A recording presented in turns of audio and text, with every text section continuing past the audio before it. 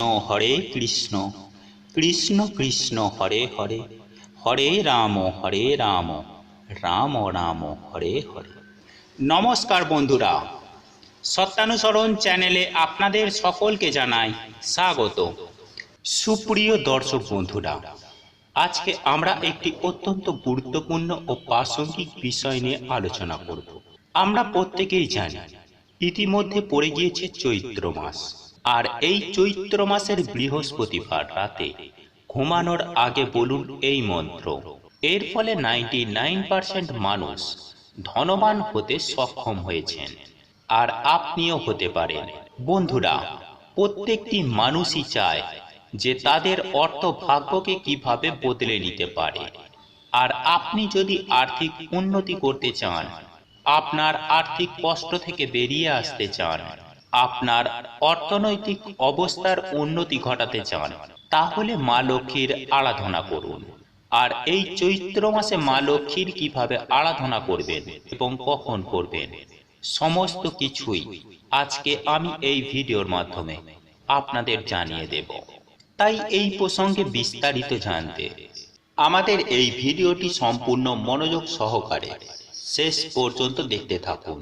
আশা করি এই ভিডিও থেকে আপনি অনেকখানি উপকৃত হবেন। আর এই ভিডিও থেকে আপনি যদি কোনো রকম উপকৃত হন, তাহলে অনুগ্রহ করে একটি লাইক করবেন এবং আপনজনদের সাথে শেয়ার করবেন। আর আপনি যদি এখনো পর্যন্ত আমাদের সত্যানুসরণ চ্যানেলে নতুন হয়ে থাকেন, তাহলে অতি অবশ্যই চ্যানেলটি সাবস্ক্রাইব করুন এবং পাশে থাকা নোটিফিকেশন বেল আইকনটি ক্লিক করুন এই রূপ নিত্য নতুন ভিডিও সবার আগে দেখার জন্য। চলুন এইবার মূল আলোচনায় প্রবেশ করা যাক। সুপ্রিয় দর্শক বন্ধুরা, আমরা চৈত্র মাসের বেশ কয়েকদিন অতিবাহিত করে চলে এসেছি। এই চৈত্র মাস বছরের শেষ মাসের বৃহস্পতিবার। অবশ্যই করুন এই উপায় বা ক্রিয়া। বন্ধুরা, আপনার দুর্ভাগ্যকে সৌভাগ্যে বদলাতে গেলে, ভাগ্যের চাকাকে দ্রুত পরিবর্তন করতে হলে অবশ্যই মন দিয়ে ভালো করে আজকে আমার এই কথাগুলি শুনুন। বন্ধুরা, আমরা আপনারা সকলেই জানি মা লক্ষ্মী হলেন হিন্দু সম্প্রদায়ের দেবী। সাধারণত আমরা এটা সকলেই জানি যে তিনি ধন সম্পত্তি এবং সৌভাগ্য ও সৌন্দর্যের দেবী। তিনি ভগবান বিষ্ণুদেবের পত্নী, আর তার অপর নাম বলতে পারেন বা আমরা তাকে ডাকি মহালক্ষ্মী বলে। বন্ধুরা, মা লক্ষ্মীর পুজো অধিকাংশ হিন্দু গৃহেই অনুষ্ঠিত হয়।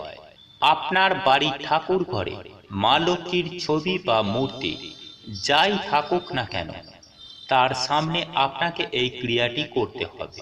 সর্বপ্রথম আপনাদের সকলকে কয়েকটি উপকরণ অর্থাৎ যে দ্রব্যগুলি লাগবে সেগুলি আপনাদের জোগাড় করে নিতে হবে।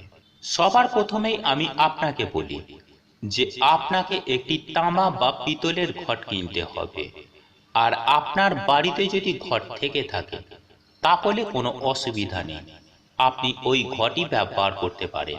তারপর আপনাকে যে জিনিসটি কিনতে হবে, যে 5টি সাদা রঙের কড়ি, যাকে বলা হয় লক্ষ্মী কড়ি, আম্রপল্লব অর্থাৎ 5টি পাতাযুক্ত আমশখা। এছাড়াও লাগবে একটি কলা, একটি ধাতব কয়েন, সেটি হতে পারে 1 টাকা, 5 টাকা বা 10 টাকা।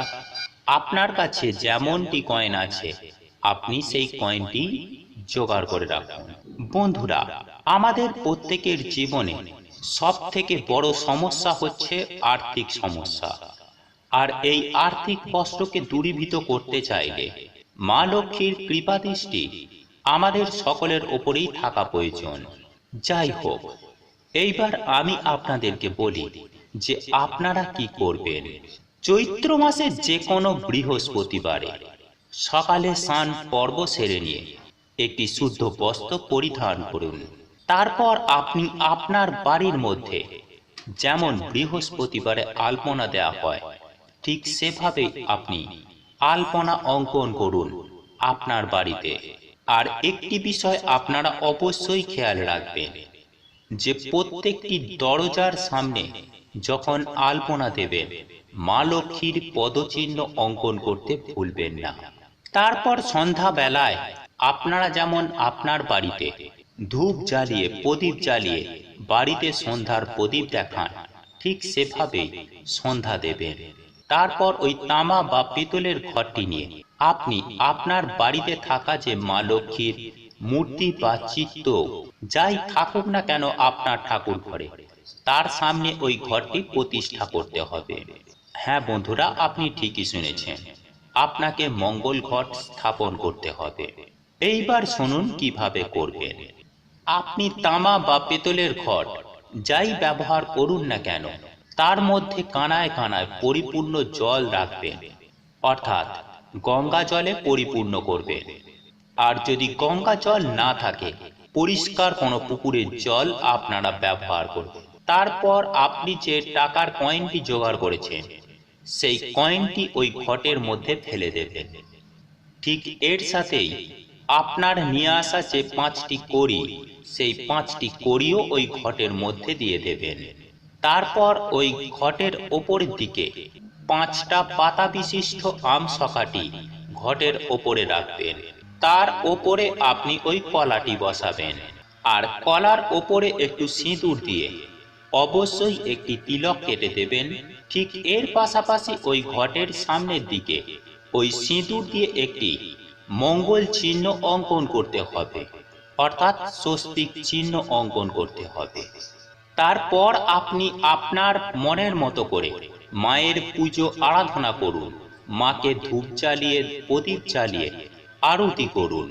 আপনি যেভাবে প্রত্যেকটি বৃহস্পতিবারে মা লক্ষ্মীর পুজো আরাধনা করেন, ঠিক সেভাবেই আপনি মা লক্ষ্মীর পুজো আরাধনা করুন।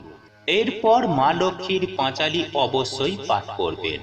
তারপর আপনি ওই আসনে বসেই আপনি মা লক্ষ্মীর সামনে এই মন্ত্রটি পাঠ করবেন।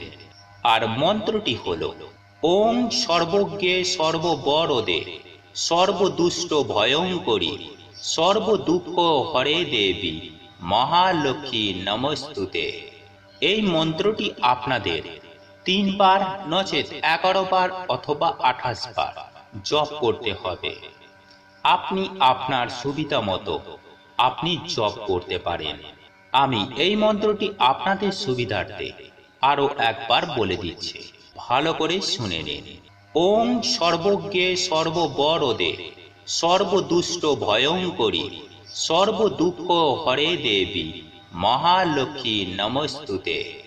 এই মন্ত্রটি একদম ঠিক ঠিক উচ্চারণ করে আমি যেভাবে আপনাদের বললাম, ঠিক সেভাবেই আপনাদের জপ করতে হবে। অন্তত 3 বার অবশ্যই জপ করতে হবে। সুপ্রিয় দর্শক বন্ধুরা, এই উপায় বা ক্রিয়াটি আপনাদের পরপর 12টি বৃহস্পতিবার করতে হবে। এটি করলে আপনি আপনার দুর্ভাগ্যকে, অর্থাৎ আপনার অর্থভাগ্যকে খুব দ্রুত বদলাতে পারবেন। আর যেভাবে বললাম ঠিক সেভাবেই এই উপায় বা ক্রিয়াটি চৈত্র মাসের যে কোনো বৃহস্পতিবার থেকে শুরু করে দিন। পরপর 12টি বৃহস্পতিবার করতে থাকুন। আর আমি আপনাদের 100% নিশ্চিত করে বলতে পারি যে 99% মানুষ এই উপায় বা ক্রিয়াটি করে মায়ের অশেষ কৃপা লাভ করেছেন। আর আপনিও মায়ের কৃপা পাবেন।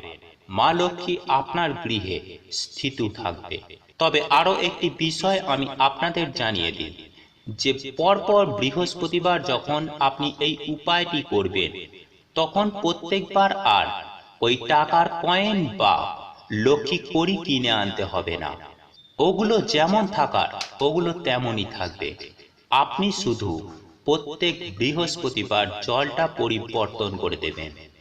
আর আপনার পক্ষে যদি সম্ভব হয়, তাহলে ওই 5টা পাতা বিশিষ্ট অম্রপল্লব ও কলাটি পরিবর্তন করে দেবেন। এছাড়া আর আপনাকে কিছু করতে হবে না।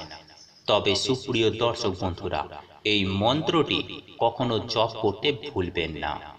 বন্ধুরা, আমি আশা করব আপনারা বিষয়গুলি ভালোভাবে বুঝতে পেরেছেন, এবং আপনাদের যদি কোথাও বুঝতে অসুবিধা হয়, তাহলে নির্দ্বিধায় আমাদের প্রশ্ন করতে পারেন। আমরা যথাসম্ভব চেষ্টা করব আপনার প্রশ্নের উত্তর দেবার। এছাড়াও আমরা সত্যানুসরণ চ্যানেলের পক্ষ থেকে ভগবান বা ঈশ্বরের কাছে প্রার্থনা করি আপনারা যেন সুস্থ থাকেন, ভালো থাকেন। ভগবান বা ঈশ্বর আপনার সহায় হোক এবং আপনার সকল মনোবাসনা পূরণ করুক এবং আপনি ও আপনার পরিবারের সকল সদস্যজনদের নিয়ে আপনারা সুখ, শান্তি ও আনন্দময় জীবন কাটান।